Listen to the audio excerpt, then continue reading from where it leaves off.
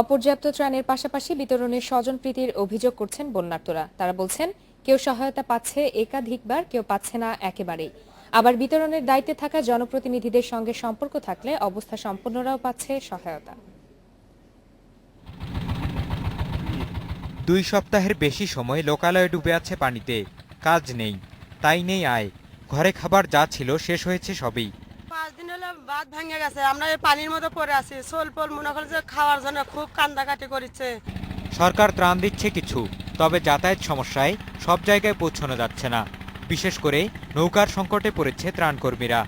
আমরা চেয়ারম্যান মেম্বারদের বলেছি, কোনো জায়গায় যদি কেউ দূরে থাকে বা ত্রাণ না পায়, আমাদের খবর দিলে তাৎক্ষণিকভাবে সেখানে আমরা ত্রাণ সরবরাহের ব্যবস্থা নিচ্ছি।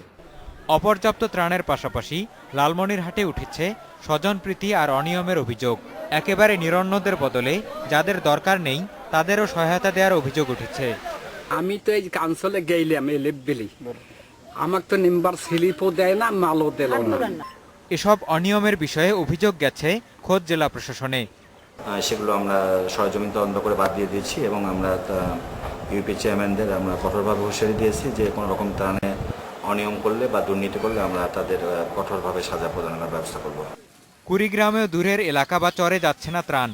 না খেয়ে থাকতে হচ্ছে শত শত মানুষকে। কোনো নাম নাই, আরো দেন গা।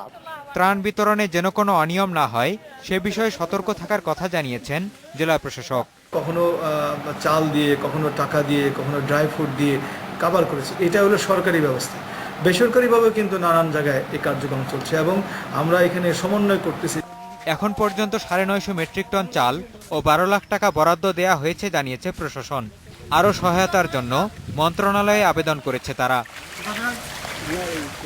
মঞ্জুর মোর্শেদ, ইন্ডিপেন্ডেন্ট নিউজ।